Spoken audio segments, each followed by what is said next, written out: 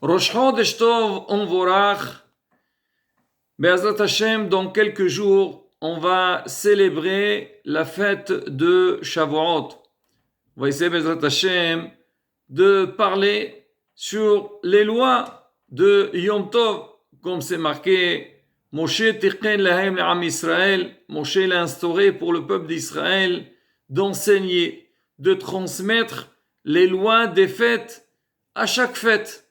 Et là, le jour de Shavuot, c'est Yom Tov. C'est vrai, c'est le jour de Matan Torah, mais c'est aussi Yom Tov.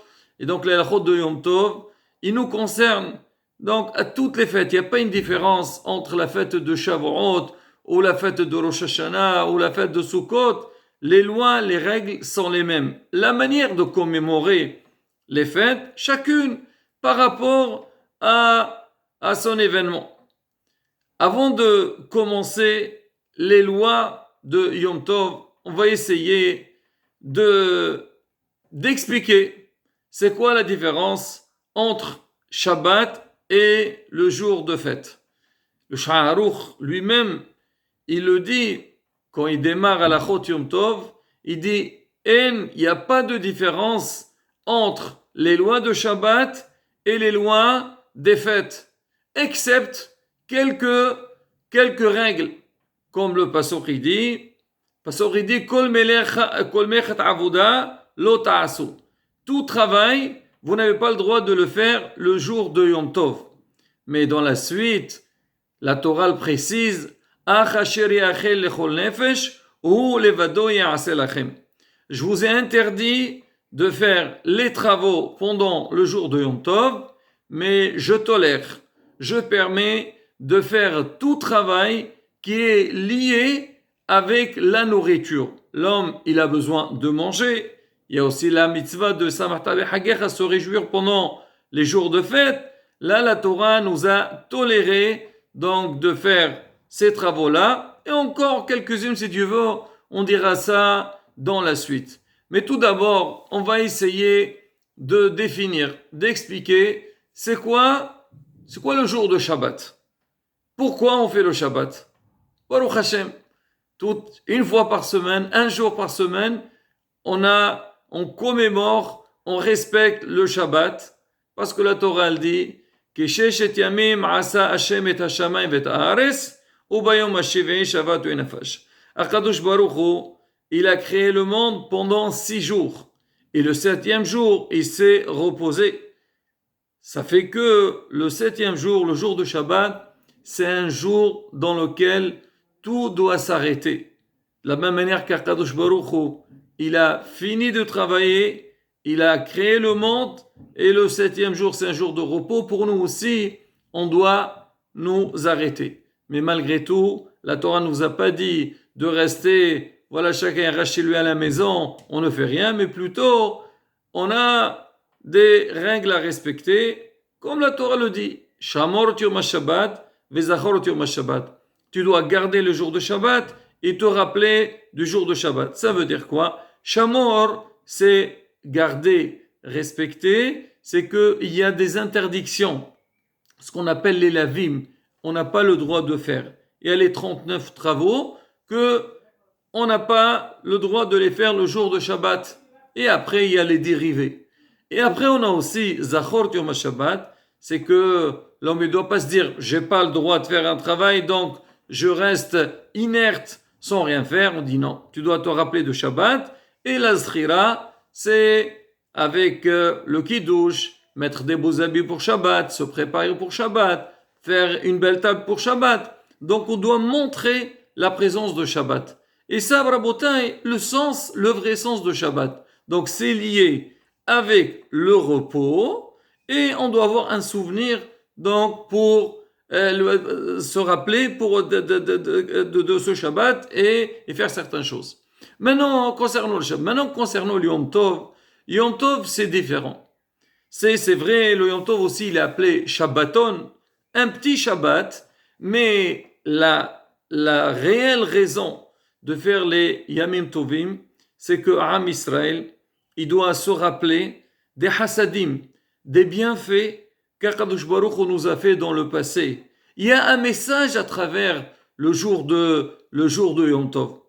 J'explique. Par exemple, Rosh Hashanah, pourquoi on le fait? C'est vrai, c'est Yom Adin, c'est un jour de jugement, mais derrière ça, on doit tous dire Hachem, c'est toi le patron.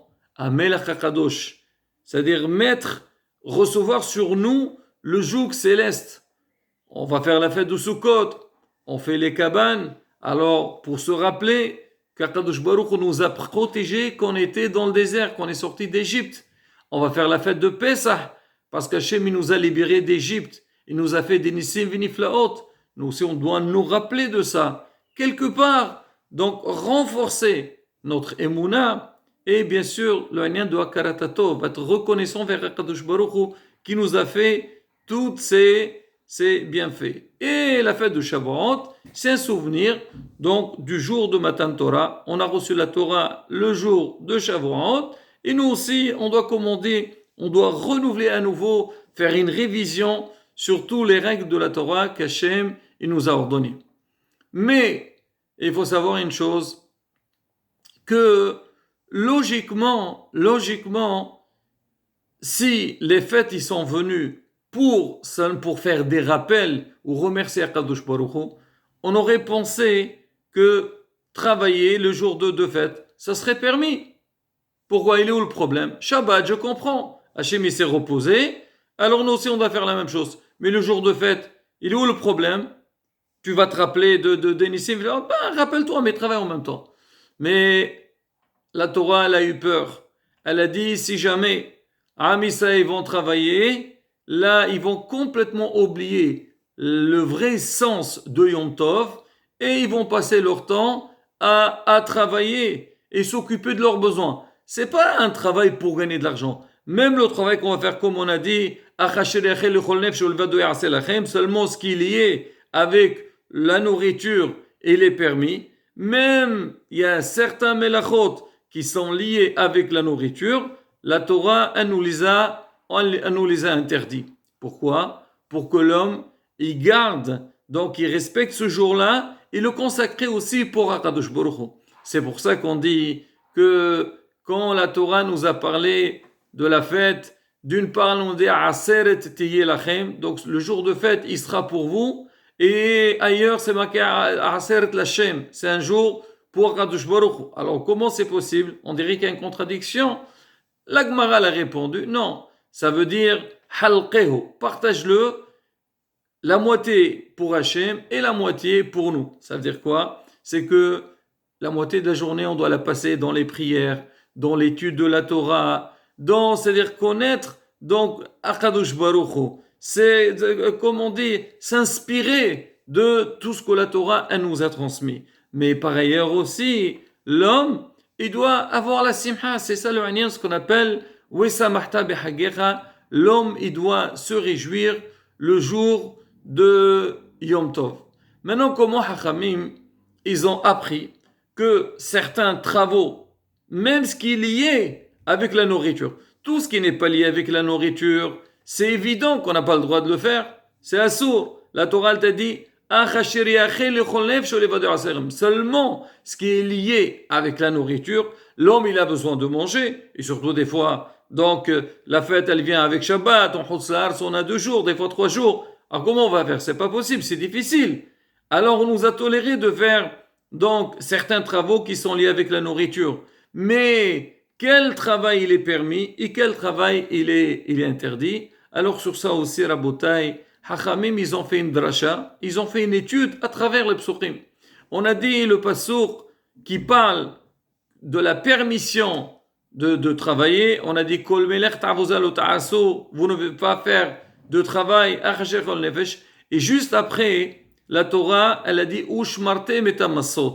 Vous devez garder les matzot. On sait que pour faire les matzot, pour Pessah, il y a ce qu'on appelle Massa Shmura. Il y a une shmir, on doit faire attention que donc la pâte, elle monte pas, elle gonfle pas. On doit être très très vigilant pour Hasve Shalom ne pas manger du hametz.